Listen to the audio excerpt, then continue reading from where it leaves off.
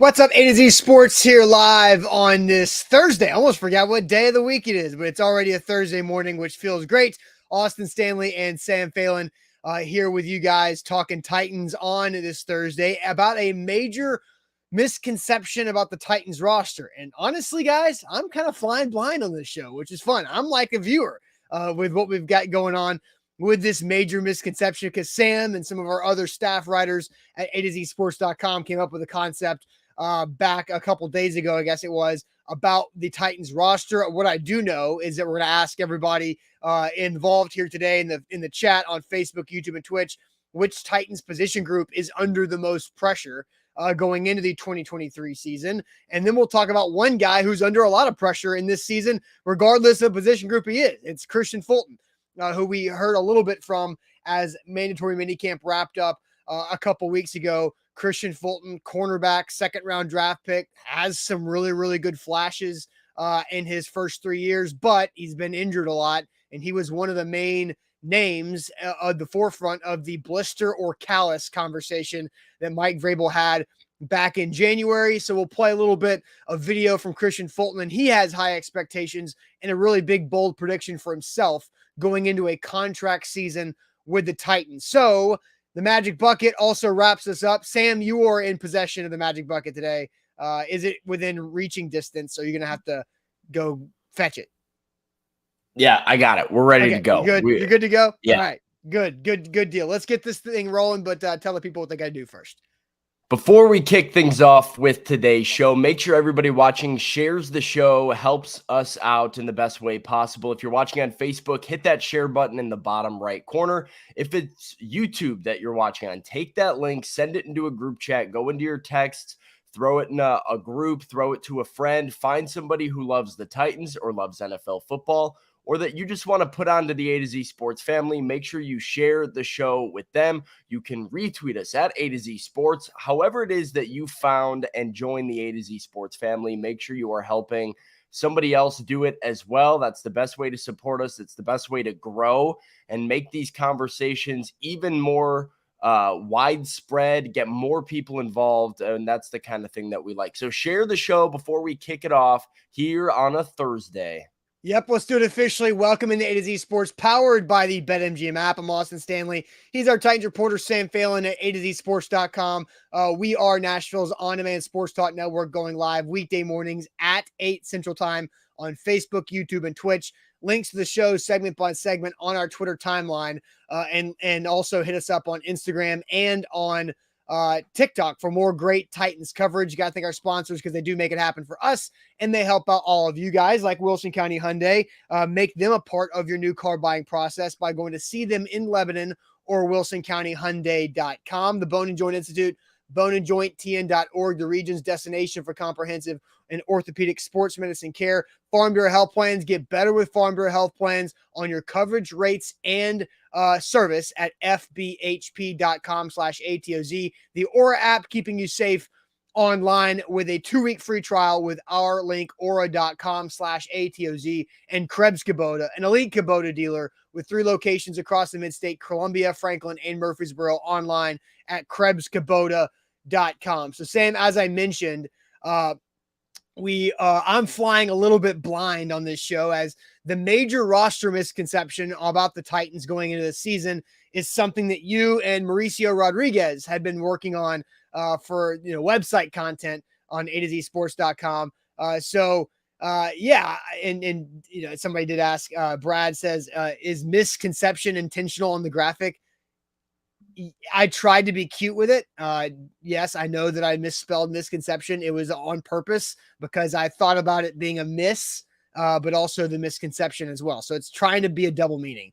But I don't know if it landed or not. But Brad got it, I think, or he also thought I was an idiot and had a typo in the graphic. But it was intended, but maybe it's not as clear of a joke as as a double meaning as I thought it might be. So Sam, clue us in here. What is this major roster misconception in the conversation we're kicking today off with? Well, first things first, Austin, I don't know what it is with me on this show on these mornings, but I don't feel like I can ever come on here without being dragged over the coals about my attire every morning. I mean, Titan Fox comes in off the top and says, Sam, what's with the sweatshirt in June? Like, is it if it's a hat, if it's a Hiding your sweatshirt? Falcons jersey, right? Right. Yeah. Right. And Titan Fox, I keep my apartment very cold. It's like 63 or 64 in here at all times. I like it like that. It needs to be a cooler. But then sometimes I wake up and I'm like, okay, this is a little uncomfortable. I need to throw a hoodie on. Wait, what But was the temperature? 63, 64. 63 or 64? Yeah. I mean, that's cold. I know, but I like it that way. Hey, we are a 68 household. And that is if it touches above 67, I walk into the apartment and I go, why is it so hot in here? My girlfriend gets mad at me. My girlfriend gets mad at me all the time. I'll show up to her apartment. I'll walk in. I'll be like, oh, geez, you got to turn the air on. She's like, it's 67. You're fine. And I'm just, no, it needs to be very cold at all times. So that's the reason for the hoodie. I'd rather have a hoodie on with it cold around me than like be trying to cool myself down in my own house. It's Tennessee in June. Let's keep it chilly inside. Chicago in you that you have to have it 63 or 64? Well, I like to be cold regardless. We know this, right? I got ripped for this because I was a big like, don't come near me with that sun type of guy. But I'm very much if it's hot, I'm miserable. Like, I don't like the heat at all. So I try and stay as chill and comfortable as possible. I like my air conditioning. Yeah. Overall, I do like it. I would rather be cold than hot. And I'm, my attire, I have athletic shorts on, a t-shirt, no socks, and some sliders, and it's 68 in my house. And I'm kind of shivering from the waist down a little bit, but I'm not wearing a hoodie. So Sam, it doesn't matter what you do. I wear the same thing. It's a t-shirt. Nobody can tell what else is going on, but I wear a t-shirt. So you're over here wearing hoodies and different types of attires and a hat someday and a hat nut. So you're making yourself a target is what you're doing. That's probably true. I am mixing it up. Sometimes I come up with my hair all styled up and a nice shirt on or a nice butt like a quarter zip on, and then other days it's just it's a hoodie and a hat because it's cold. So I don't know. I wanted to address that because I feel like I can't win with these people, but you know can't. What? No, you're never going to. So quit trying. Quit trying to win, and then you'll end up winning. No, that's fine with me. See, like I would be worried something was wrong with the chat if I wasn't getting on here every day and having a comment about what I was wearing. I'd be worried that I wasn't doing something right. So, as long as they still care, it shows that they care. That's right. But yeah, you are flying blind to kind of, get this thing back on the rails here for the show because Rob Smith had a comment talking about, as he sees what you mentioned earlier off the top of the show, people under pressure, and says, well, there's several guys under a ton of pressure, which is something that I feel has really, really resonated with me about this Titans roster. We know kind of the roll of the dice approach that Rand Carthon and Mike Vrabel are taking.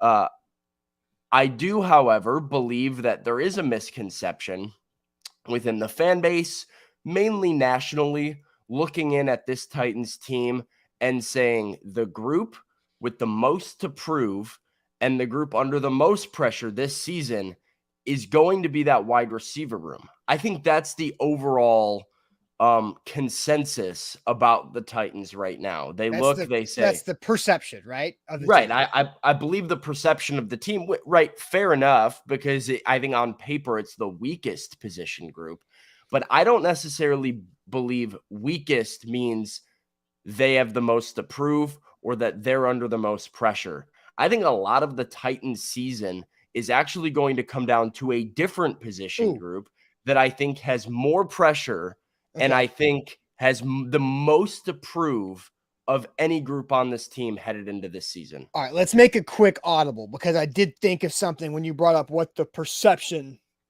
of the Titans is. Let's ask that question first. Like, because we're all watching the show. We are all in the weeds. We are in the forest of the Tennessee Titans, right?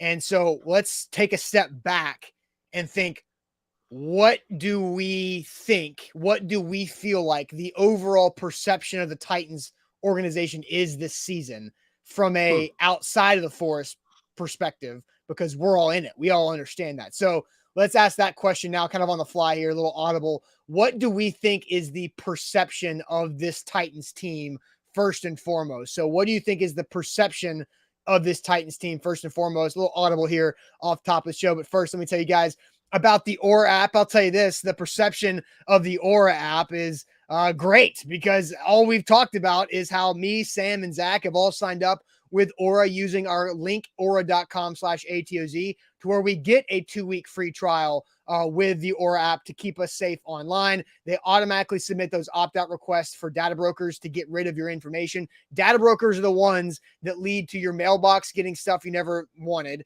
your email inbox getting lit up with lists that you never subscribed to, and your phone being blown up by spam calls. That's what data brokers do. Aura gets rid of data brokers, and they did that with me. They did it with Sam. They did it with Zach. And it's a 2-week free trial with our link, aura.com/ATOZ. Just punch that into your browser, aura.com/ATOZ. They get rid of those data brokers in like 6 days for me. And so a 2-week free trial, you get to play along with the VPN, the password manager, the credit identity theft monitoring. So it's a really great app all in one right there. So check them out for a 2-week free trial, aura.com/ATOZ.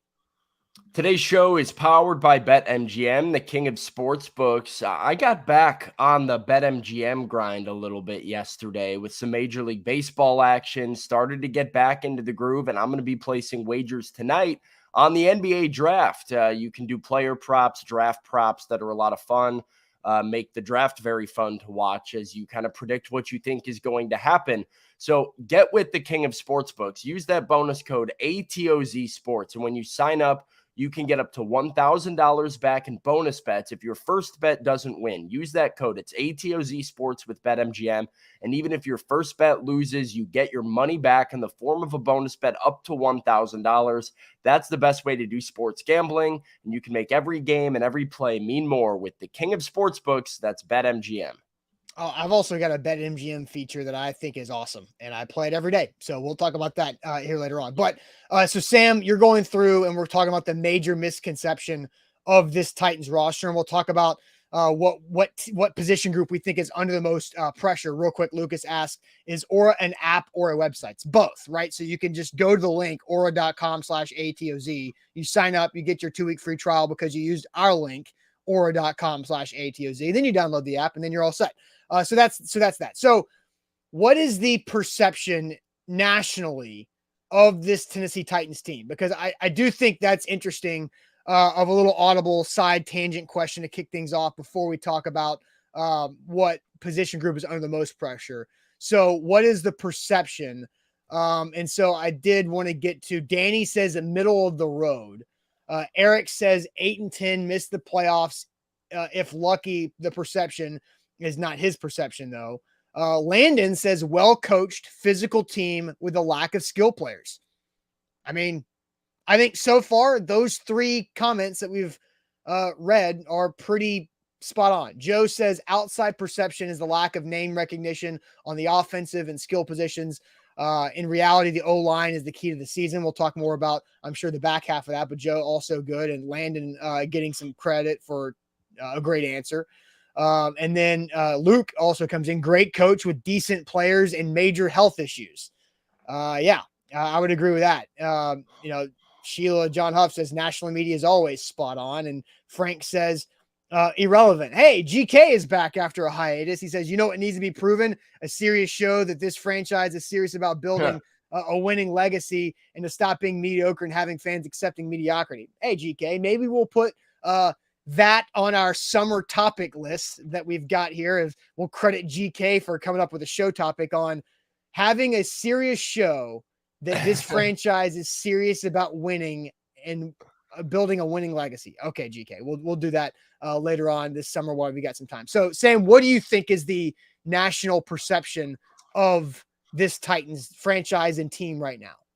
I think Landon was pretty accurate. I would say past their prime is like the words that really keep coming to me. I think there's an acknowledgement that this Titans team had a great run, that, with Ryan Tannehill and, Jeffrey Simmons and Kevin Byard and Derrick Henry and the faces of this franchise, they've had a nice little stretch here of running the AFC South and of being a perennial playoff contender. I think nationally they are considered to be very well coached and to still have some talented guys. But overall, I think most of the NFL media and NFL fans really believe this Titans group is past their prime that was contending in the AFC, playing in the AFC championship game, earning the first overall seed in the AFC playoffs, and is now more caught trying to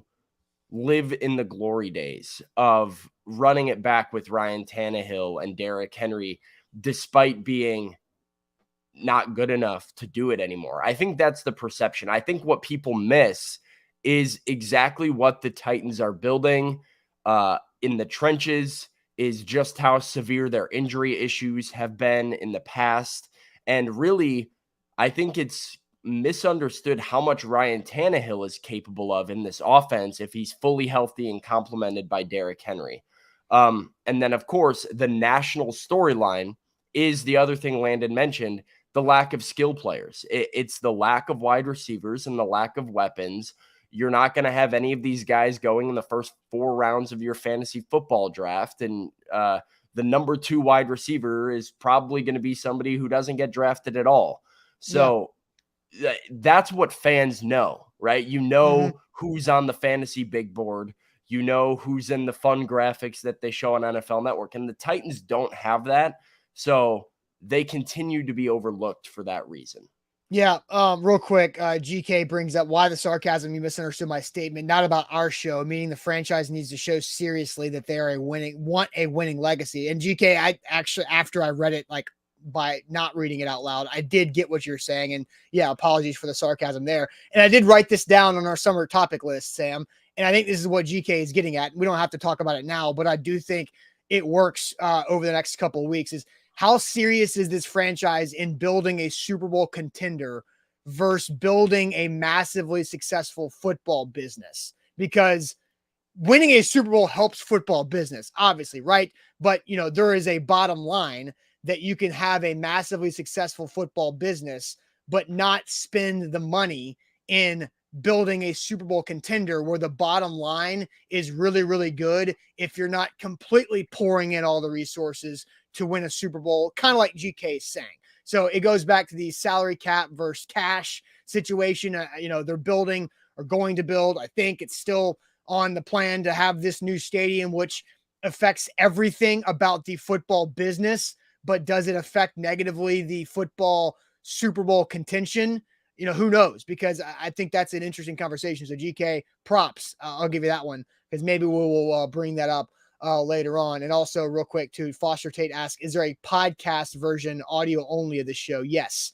So hit us up on Apple, Spotify, or wherever you get your podcast, A to Z Sports Nashville, where we are posted live later in the morning as well. So I think my biggest perception of this roster is that they're stuck in the 90s. I think maybe even the 2000s. And I think that's national media and also, the talking commentators on television and then fans around the league, like to go along with what you said, fantasy football is not exactly where we're going to turn to for Titans players or anything like that, that they view Vrabel as, mustache wearing, chest beating macho guy from, linebacker from the 2000s that won Super Bowls with defense and Tom Brady being efficient, and all that. I think that they're stuck in the 2000s, not even the 90s, stuck in the 2000s. And when can they, get with the decade, get with the times? And it's funny, Sam, we talked about a couple different topics on the show, and Warren Sharp, who's a really smart analytical football guy, had a thread yesterday about the Titans offense and Todd Downing. And that's kind of the beating your head against the wall, just be physical for the sake of being physical and run the ball because you got to run the ball in January to win championships type of mindset when you're really hurting your team. And I think that's where they're at, is they're stuck in that 2000s football and haven't really gotten past, I think 2008, 2009 is when things really started to evolve, and the Titans haven't quite got there yet, and it's 15 years later. So that's kind of my perception of what I think the overall perception is of the Titans franchise. Yeah, and I mean they have a way of. I think this is especially true now after this offseason because there were excuses to make for it this time last year. Um, to that point, Mike Vrabel's approach and the Titan strategy had proven to be a winning strategy. Like we hadn't seen this regression yet, and we really hadn't seen the strategy come back to bite them. But you went into the season last season, had all of those problems with Todd Downing's offense that you mentioned and all of those trends. And I remember when I asked Mike Vrabel about that exact approach to offense and the repetitiveness of like their strategy. And his answer was kind of throwing his hands up saying, well, what else do you want us to do? Like we have to call an offense to our personnel. But you didn't really see the Titans adapt their overall personnel groups this offseason. And I think there have been a lot of teams in the NFL in recent years that have overhauled what they've had going on to try and modernize their roster because of what the rest of the league is telling them. The Titans have been one of the very few franchises around the league that has been successful but also refuse to adapt to modern times, which is why they're right in your face of NFL fans and NFL analysts as being a team that's like, man, if Mike Vrabel could just get himself an elite quarterback and some weapons, like what could the Titans possibly be capable of? I think that that's a pretty accurate idea of what the national perception is of Tennessee.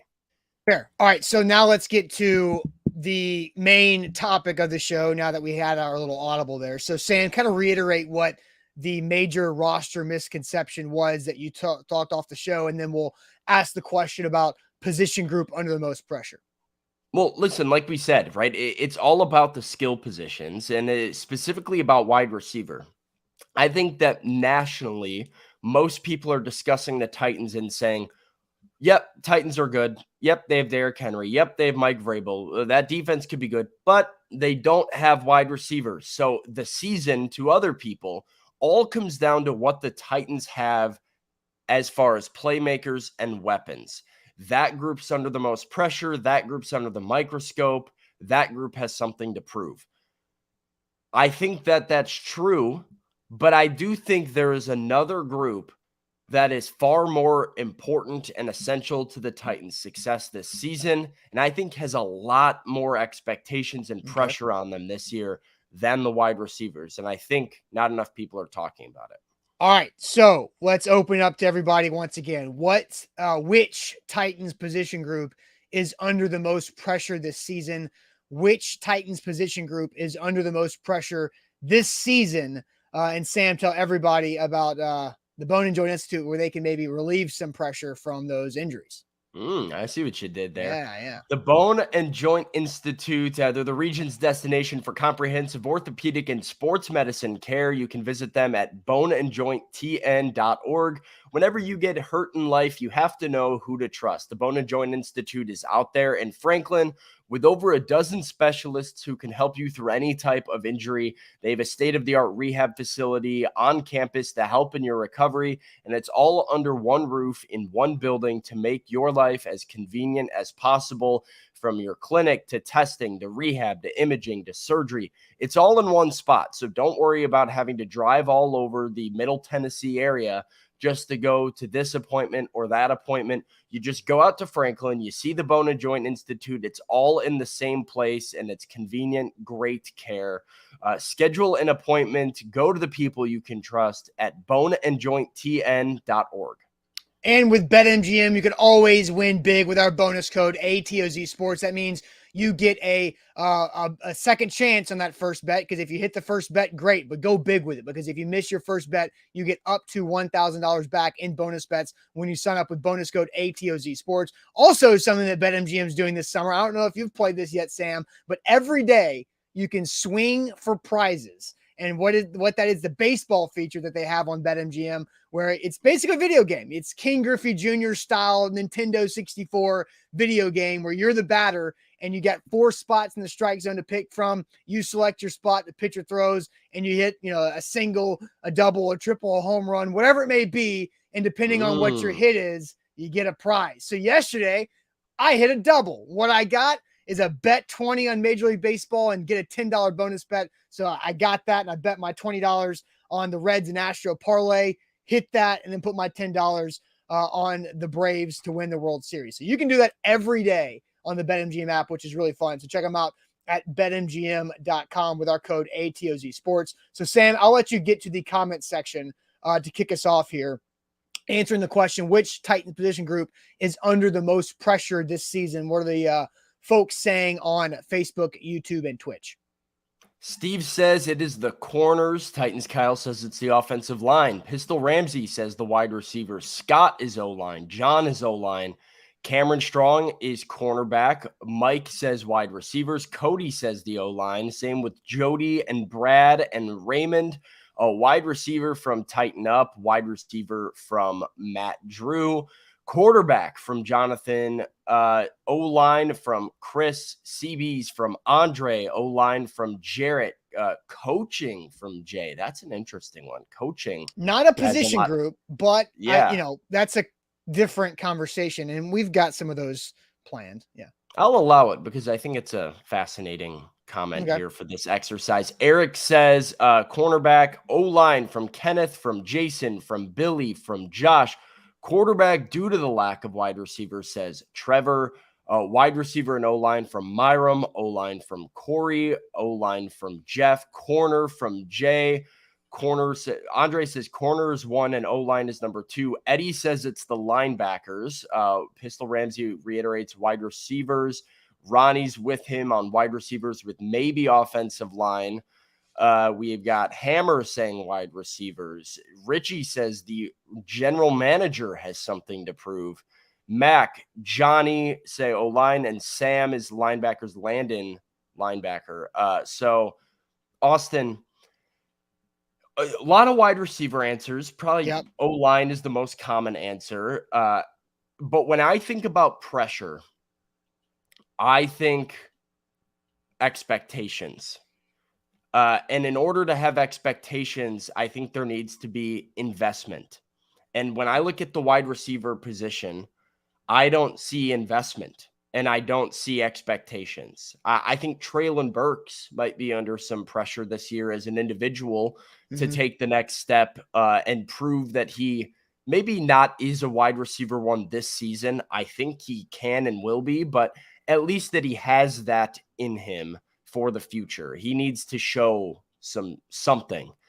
But if the Titans have the worst wide receiving core in football, nobody's going to critique the player. Nobody's going to say Nick Westbrook-Akine is not doing enough. They're going to say Nick Westbrook-Akine is doing what you thought Nick Westbrook-Akine would do, and they're going to look at the GM and the head coach of saying, why didn't you go and get more at the position? But there is a group I think the Titans have invested a lot in that has continued to let them down. And this specific group has the most to gain and the most to lose in 2023.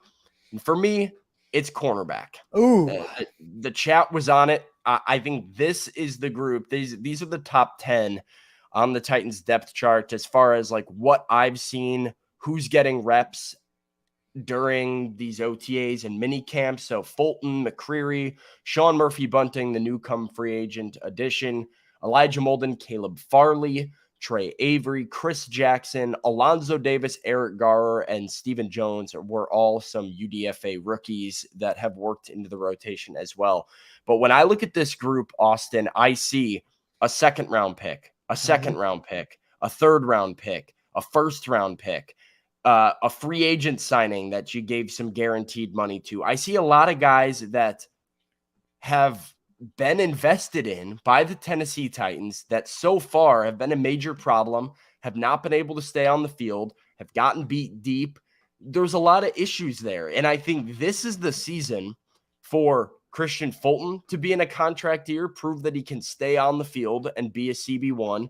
For Sean Murphy-Bunting to kind of revive his career because he got this contract and opportunity in Tennessee. He needs to take the next step. He has a lot to gain if he can have a big year. And finally, for Elijah Molden, hopefully, to play this more Swiss Army knife dynamic role in the Titans defense with what they have invested in him and all the opportunity that they've given to him. So much of this defense, I think, rides on those guys, these 10 guys, and really just 3 or 4 of these guys at the top to take a jump in this season. I think there's a lot of pressure because this is probably their last chance to do so in Tennessee. Interesting. I was not expecting this to be your answer, but I don't hate it. I actually like it, to be honest. And to go back to them, you're right. I mean, look at all the players, the names here that are just injury situations every damn season, right? We'll talk more about Christian Fulton. Elijah Molden was a mystery injury from last year that happened in training camp, and he never really got back. And then Caleb Farley is such a frustrating piece because of what the investment was, like you're saying, and then had another back procedure. And did anybody lay eyes on Caleb Farley during May and June? No, I know he was there, right? Like he was not outside ever, so we never saw him. And we never because at the Titans practice facility, they have, there are 3 fields. The middle field's under construction, and then they have their weight room that's got the clear garage door style windows as doors. But sometimes you can see guys in there on the cardio machines or whatever, but I never saw Caleb Farley with my own eyes. And I don't think I ever saw or heard any other Titans media saying, yep, I saw him. Like we all knew that he was in the building somewhere, but we never physically saw him. So that's pretty interesting overall. And there's a lot of pressure on these guys. I don't deny that. Farley, it wasn't, you could make the argument Farley has less pressure than the rest of the group, even as a first round pick, because I think a lot of people have the ship has already sailed for them. A back injury, a spinal injury is nothing to mess with. I didn't expect to see him out there for OTAs or minicamp at all. I don't particularly expect him to be out there during training camp at all. I think he remains a major, major mystery. And until you get a positive update, you have to assume Caleb Farley is no go. But I look at kind of just what I said earlier. When I think about pressure, I think who stands the most to gain. And I see 2 in Roger McCreary and Sean Murphy-Bunting, impending free agents this next offseason that are looking to get that big deal and kind of prove themselves as deserving of that next contract. I see Elijah Molden, who has as good of an opportunity as he has ever had in the Titans defense to really take a jump, have a major, major role carved out for him. And because McCreary and Sean Murphy-Bunting are free agents next year, potentially have an even bigger role next season. So Elijah Molden, and this is year 3 for him now, with, like you said, a mystery injury that took him off the field, we thought was going to take a jump, and we're kind of waiting on it. And, at the same time, we've heard from Titans coaches just wait for Christian. Christian Fulton can really take that next step. He can really be a leader in this defense. We really like what Elijah's doing. He's dynamic and he's versatile. I think fans are sitting at home saying, well, where? I haven't seen it. That's what a lot of people are looking for. And if they're good, this defense is going to be really good. Yeah, I agree. I think the secondary in the corners, if you want to even limit it, because you believe in Byard and Hooker as safeties. Yeah, the corners are the key to this defense really opening up and being a legitimate top 10.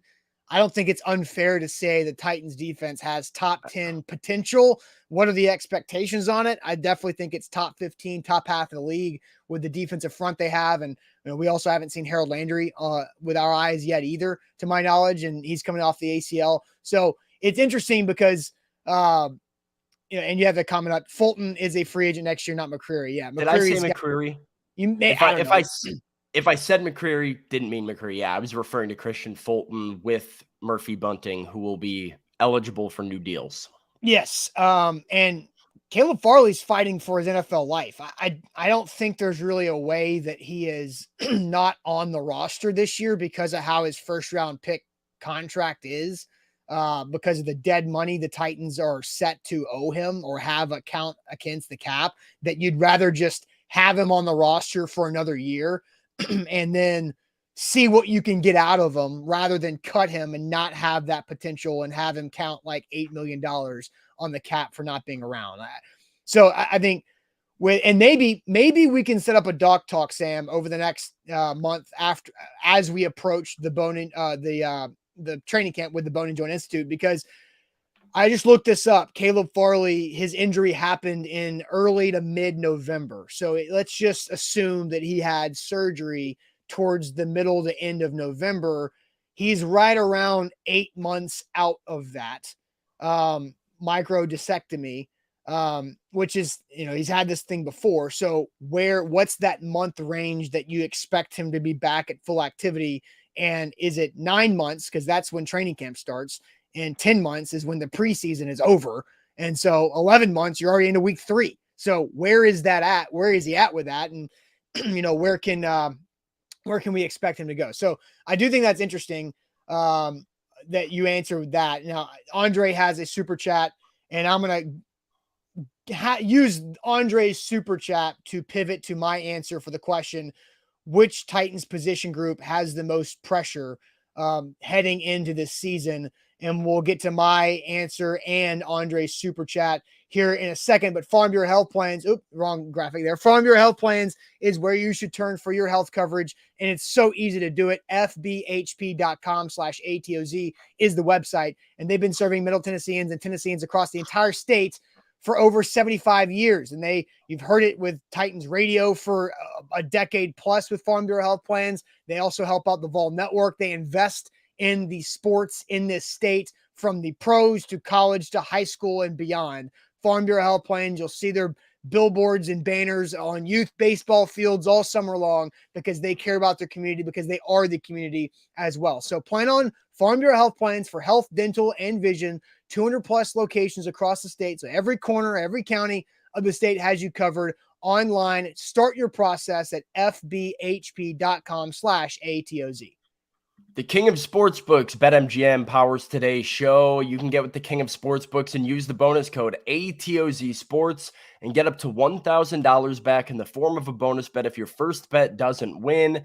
Go and place that first wager with that code, and even if it loses, you get your money back in the form of a bonus bet up to $1,000. Make every game and every play mean more with the King of Sportsbooks, BetMGM.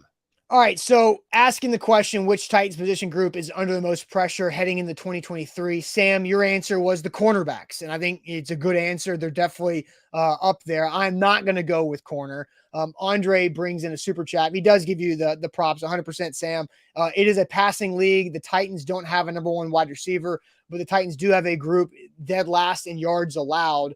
O-line has desperation expectations, and wide receiver has zero expectations. So why you went with corner is because you think the corners have investment that creates expectations, and the investment is where these guys were drafted. So I think the most pressured position is the offensive line this year, because they might not have the eyeballs on them like the Titans wide receiver group, because you can point to the Titans receiving stats and say, Mike Vrabel has more touchdowns and receiving touchdowns in his career than any of these guys have in their career. And that's funny and that's true. But, the offensive line doesn't have stats that you can point at and mock like the receivers do. And so, but I think this offensive line is everything. Like this offensive line, if they suck, then what is Derrick Henry running into the teeth of a 9-man box again in a defense saying, yeah, sure, throw it over the top to Treylon Burks. See if you have time to do that, right? Because we're going to stack the box. We're going to run blitz you. And if you don't run, then we're going to go right through that turnstile of an O-line and get to your quarterback, Ryan Tannehill, again. And that's what killed the Titans offense last season. Ryan Tannehill got hurt because Ryan Tannehill couldn't protect himself because the offensive line wasn't protecting him. And when that happened, the season was dead. When Tannehill was out, it was over.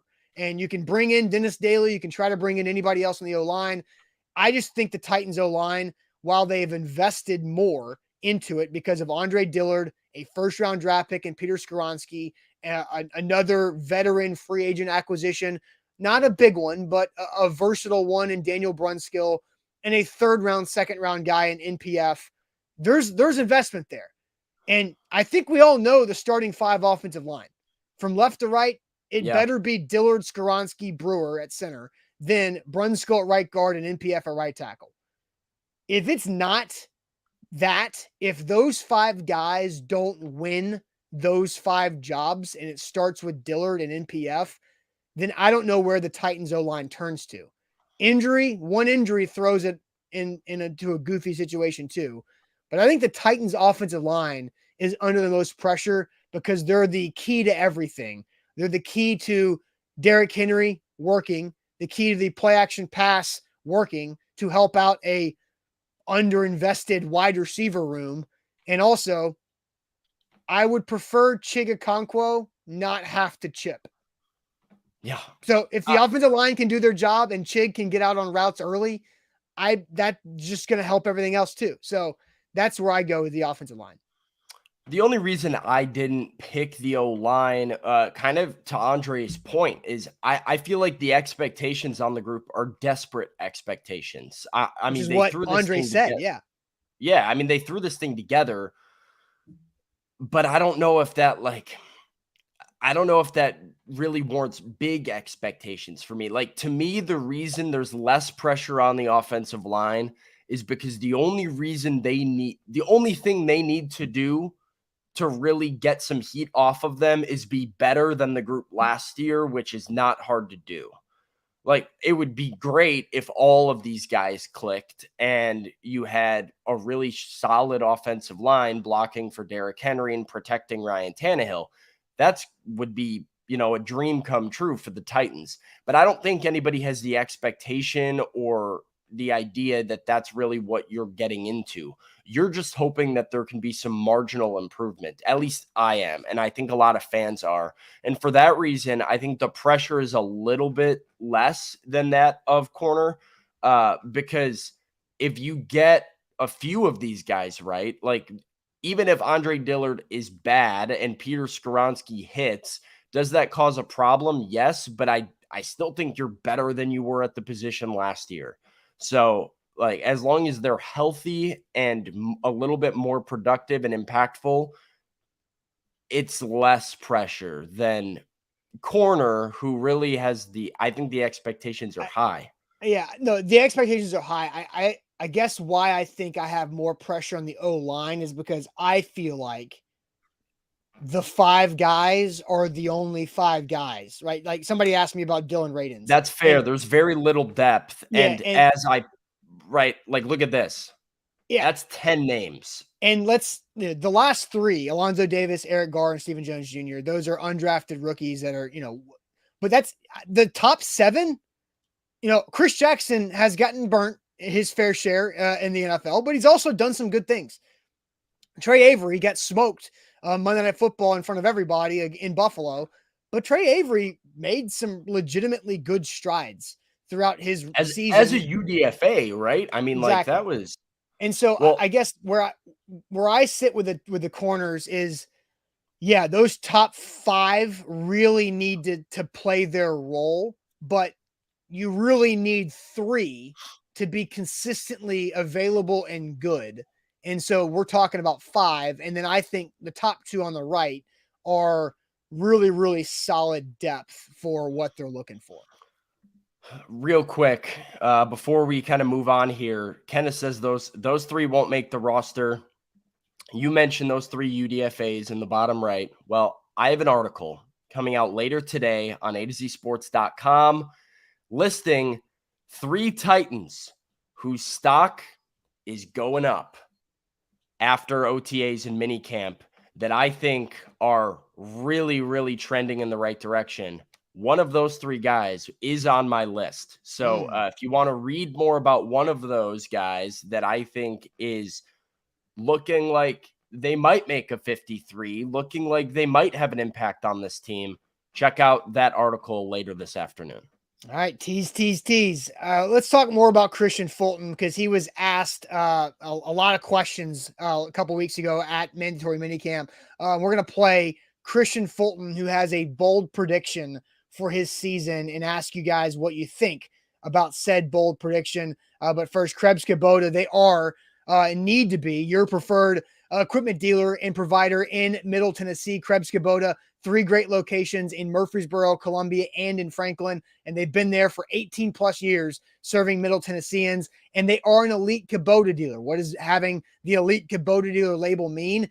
It means you have the best equipment inventory to pick from with the Kubota brand. And what the Kubota brand also provides is elite warranties. Like, warranties are a massive deal when it comes to equipment, because things are going to break. You're using a lot of power, a lot of force with the earth. And so you need warranties, and nobody can touch the warranties that Kubota has. And also nobody can touch the customer service that Krebs has. So Krebs and Kubota together creates a great customer experience for anybody looking to tackle that project on their property, big or small. Krebs Kubota, an elite Kubota dealer with those 3 locations, Murfreesboro, Franklin, and Columbia. Online, KrebsKubota.com. BetMGM is here to change everything with their first bet offer. You use the bonus code ATOZ Sports. You can get up to $1,000 back in bonus bets if your first bet doesn't win. So whatever money that you put on the line, you get back in the form of a bonus bet if your first bet loses. That's why they're the king of sports books. It's why we love BetMGM so much, and why you need to make them your sports book, your go-to sports book for all of your sports betting. Go to BetMGM.com and the BetMGM app. 21 years of age or older to wager. Tennessee only, new customer offer. All promotions are subject to qualification and eligibility requirements. First online real money wager only. Rewards issued as non-withdrawable bonus bets. Bonus bets expire 7 days from issuance. For problem gambling support, call the Tennessee Red Line at 800-889-9789. All right, Sam. So Christian Fulton, going into his contract year, talked with the media after mandatory minicamp for the first time after not being out there really much at all. Kind of overview what Christian Fulton did on the field throughout May and June. Well, he wasn't out there for all of May and most of June. Like, we kept hearing, well, Christian Fulton is with the team for mandatory minicamp. And we got to practice and he wasn't out there. And there was a lot of questions looming, right? Like, I mean, we're talking to Mike Vrabel. Is he hurt already? Is he going through something? Like, what's going on with him? And Vrabel very clearly didn't want to answer any questions about Christian Fulton. He did a Mike Vrabel expert dodge, like only Mike Vrabel knows how to do, a few times when we asked about the star corner. And then the final practice, right as we were all ready to say, no sign of Christian Fulton at all this summer. He's on the field for stretches. He's kind of in and out, went through individual period, went inside the building a little bit, came back out, worked in team period. I didn't think we'd have a chance to ask him questions because the Titans like to hide some of these guys from the media when they know that they're about to get swarmed by, a brigade of media members with their phones out. But Christian Fulton did speak after going through. He didn't really do any of the live team period stuff, but he went through the drills. He went through some individual training with coaches, and he was on the field and active, which was just a good thing to see. And Austin, obviously the questions were, well, what's been going on? Are you healthy? How are you feeling? And what has this offseason been like for you with you not being around here? Mike Vrabel's comments that, called him out. There's just a lot we had to talk to Christian about. So here's a quick snippet of Christian Fulton speaking to Titans media a couple weeks ago. I'm feeling good. Body feels good. Just been excited, about the work that I've been putting in, since February. And, I'm excited to be back around the team. Been around them the last 2 weeks or so. And, everything's been good. The vibe's been great. Just, standing inside, just wanted to get some extra work in the weight room. And that's what the coaches allow me. I mean, obviously with me not being on the field, you know, I just having to, take the approach of doing everything I could off the field, whether that's film room, eating better, studying, my body movements, just talking with my training, all us being on the same page, with me going forward into the season. I mean, it was big, just to try new things. I mean, I feel like it's everybody has their own way of doing things, and everything doesn't work for everybody. I've been here, the last 2-3 off seasons, and I've had great time on the field, being here. So I just wanted to try a different approach, and see what it gets me, moving forward. Do you feel like it got you to where you want to be right now, at least? Yeah, definitely. I feel great. I mean, it's important every year, to have a great year. I expect that of myself. So that was just my take on, I wanted to do what I had to do, to make sure I'm there for my team, this upcoming year. I want to be out there. I will be out there 17 games. So that's the approach that I took. So, I mean, you hear it, right? He talks about his new approach that he wanted to take, see where that got him. Feels like he's in a good spot. Said, yes, I am healthy. I have been healthy, and I've never been injured this offseason, even though he hasn't been on the field. He was just training in his own way. Now, Austin, I think that face that you make there is him finishing up by saying, I will be on the field 17 games. That was what Christian Fulton told the media, for a guy who has had a lot of stories surrounding him for not being on the field for 17 games. Your reaction to hearing Fulton speak to the media last week? Yeah, I saw a lot of comments while we were watching Christian Fulton talk there from Jim Wyatt's Twitter feed, and a lot of people saying Christian Fulton is soft and that he fell down talking to Titans media and all of this, right? Look, I don't think Christian Fulton is soft. I don't think he's weak. I don't think he's, he needs to play better and he needs to stay healthy because he's actually played pretty damn good when he has been on the field. The problem is, here are Christian Fulton's games played in his 3 years: 6, 13, 11. 6 his rookie year. Now, he did have COVID. That was the COVID season, and he was out a decent amount with COVID during that football season, but also had an injury. And then 13 and 11. I know this, and I don't necessarily think this is as widely known around the Titans fans and media. Last offseason, Christian had a shoulder surgery that cost him to miss some time the year before in 2021. So he had shoulder surgery to fix that. That's well known, but he also got sick, ill. And when he was sick for a decent amount of time, he dropped a lot of weight. And so last summer, his goal was to gain that weight back. And so that's what I know that. Here's what I am taking from that information that I know. I wonder how that changed his off-season training of, I lost all this weight. I've got to gain it back. I got to do everything I can to get back to my weight. Did that lead to him training, I guess, improperly, maybe is the right word, of too much strength training, not enough cardio, not enough flexibility, pliability that led to soft tissue because he was so focused on getting back to that weight? I don't know. That's just me trying to connect some dots there. But now, from what I do know, is that Christian Fulton has talked about changing his workouts and doing more of, I think what Mike Vrabel said in talking vaguely and broadly is you have to train for your position, right? Like, offensive linemen aren't out there running miles in the offseason. No, that's stupid. That's not what they do. Corners, you got to run, and you got to run when you're tired. You got to jump when you're tired and be explosive when you're tired and run some more. And so I'm curious and, fascinated to see kind of how Fulton bounces back after 2022, which started with his shoulder surgery and then an illness and then an injury-riddled season. Yeah, the training aspect is interesting because, I mean, Mike Vrabel's right and you're right. Like, getting on a bike, running doesn't really help Christian Fulton quite like, explosive movements would. That's a big part of how NFL players need to train.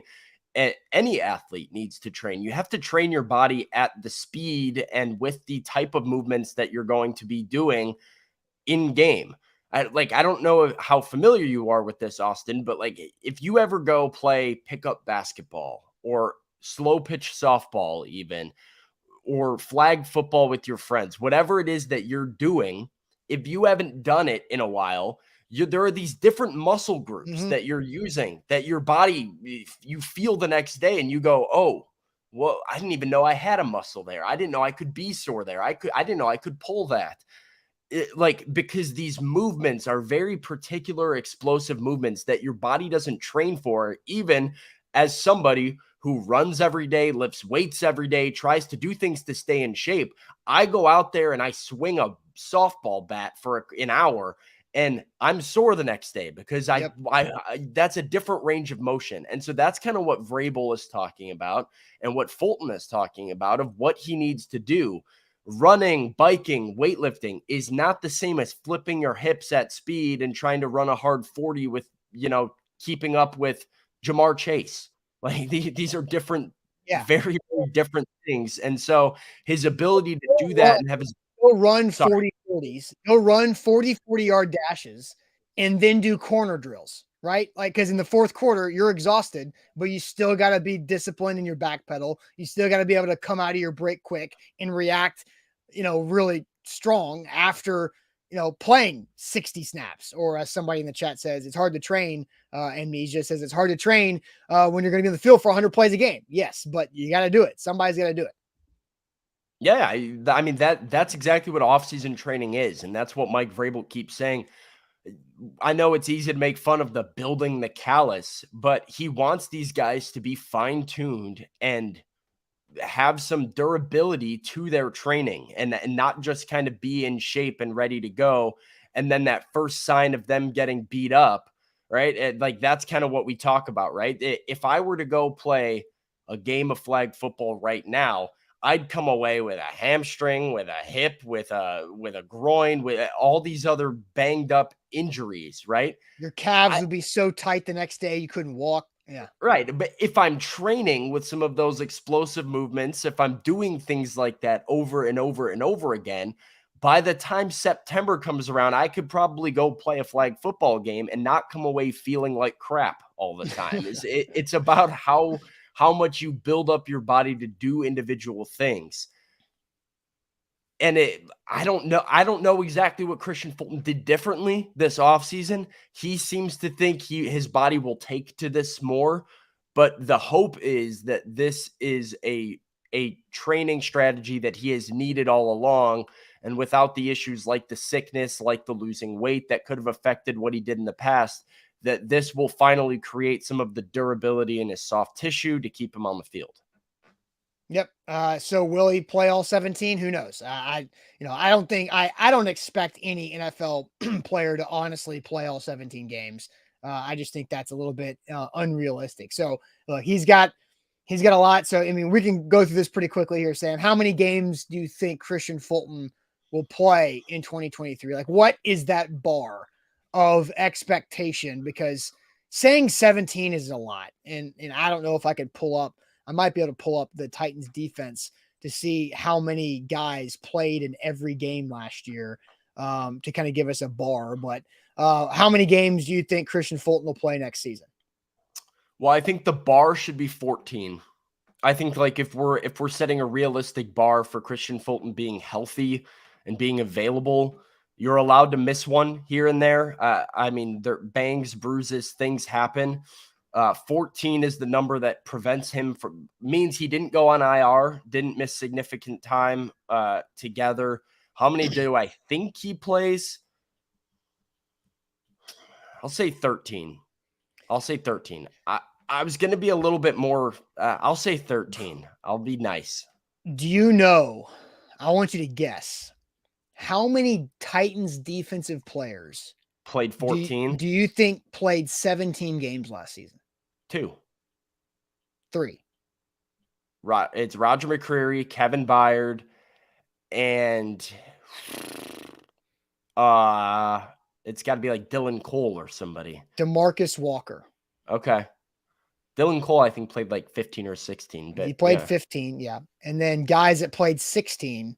Jeff. Kevin Strong, Josh Kalu, Rashad Weaver, Tier Tart. That's it. How So many Jeff play? Big Jeff played 15. He missed 2.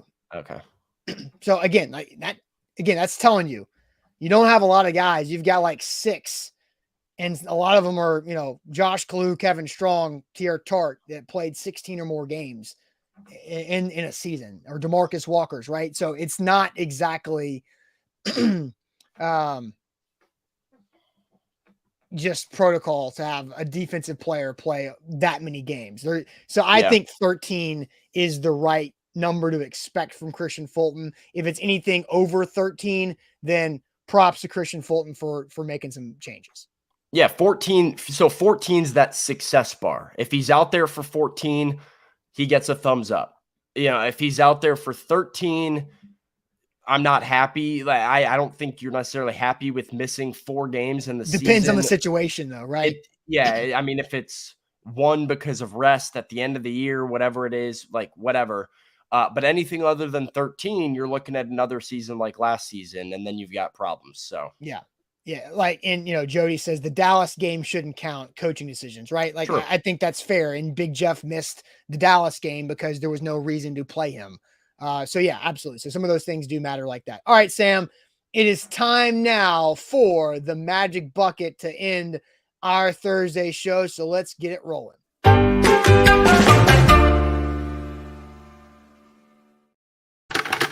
Magic Bucket presented by Wilson County Hyundai. Make Wilson County Hyundai a part of your new car buying process by seeing it in Lebanon. Go hang out with our guy Payne Bone in Lebanon, or at wilsoncountyhyundai.com. So Sam, you've got the Magic Bucket.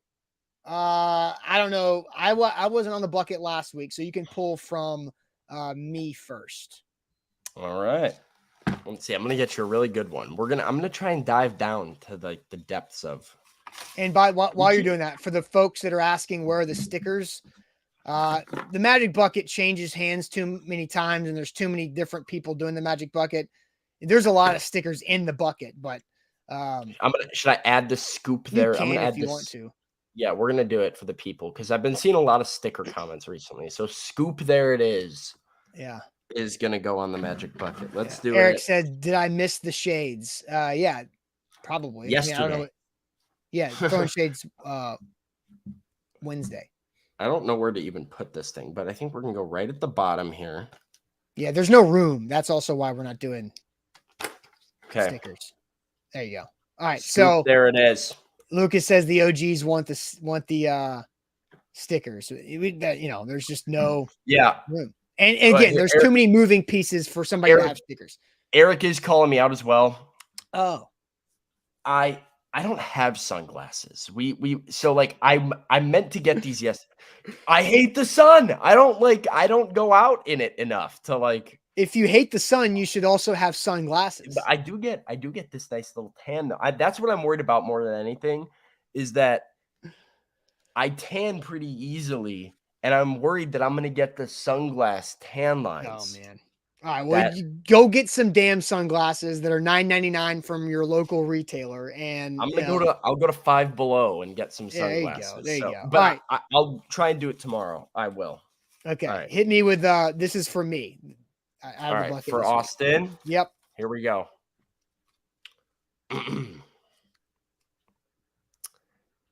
Oh, you lucked out. Oh, wait, we might have done this though. It's a community question. If you could buy one type of car, what would it be? I have done that. Yeah. All right. So I'm sure the chat will share anyway, but yeah, I don't necessarily, I'm not a car person really. So neither am I. That would have been my answer is I don't know. I don't care. Yeah. All right. Here we go. On the next show, the person has to eat a popsicle. I did that recently. So I did it like 2 weeks ago. Really? Yep.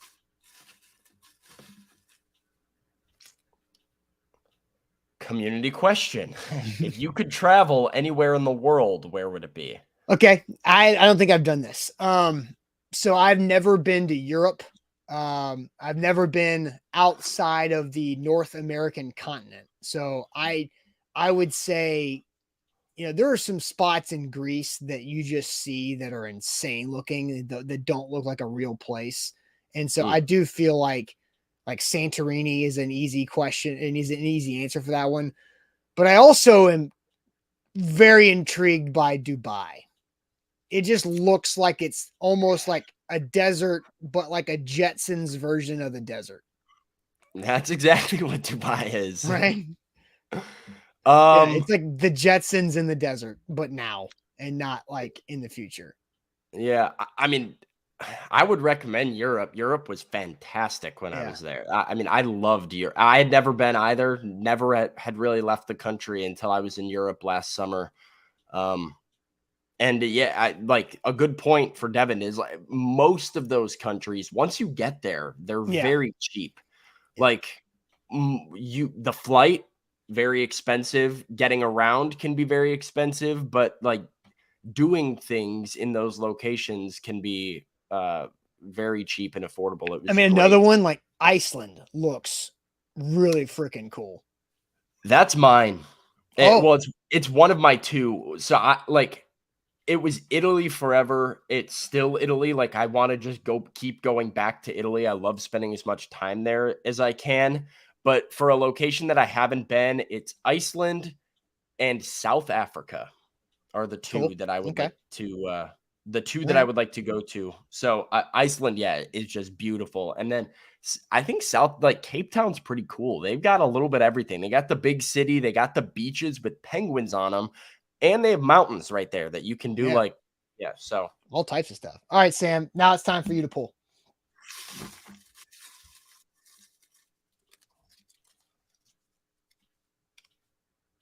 I did this. Make as many animal noises as you can in 30 seconds. That's by far my favorite. Really? That's my favorite. That's my favorite one. Yeah. Wow. I guess I wasn't on the show when you did that because that makes me laugh. I have like giggle fits over watching people do that. I got this one too, and it's give a tutorial on how to tie a tie. Yeah, you can have to do that again. Well, I didn't do it the last time. I couldn't find a tie, but I know you don't have sunglasses or a tie. I have a tie. I didn't know where I had put it. It was after I one moved. tie. You have one tie. I didn't know. I didn't know what box it was in before. I found it. If you would like me to go get it, I can go get it. You can do that tomorrow. Wear your damn sunglasses tomorrow and teach us how to tie tomorrow at the end of the show. Okay. All right. That's what we'll do. Sam's got no sunglasses and one tie that he kept in a box somewhere. I have two ties. I'll let you know. Okay. Two ties. That's really funny. All right. So that is the magic guy. I'm a chess guy. I like open collar, not chess. You're not a chess guy. You're not. No, I am. I like to let the chess show a little bit. That's how you know the party's going. If the buttons start coming down. Not chest. You're not just wearing a blazer with no shirt. Right, but it's my accessories, the chest, not the tie. Your accessory is the chest. Okay, yeah. Now we're getting out of hand. All right, guys, make sure you like the show before you go. Give us that thumbs up on Facebook and on YouTube. There's more people watching right now that have liked the show. It's always the case. So give us that thumbs up. Hit the like button for us. We appreciate that. It makes the show better. And we'll see you guys tomorrow where Sam will go buy some sunglasses and show us how to tie. But appreciate it as always. See you guys later on.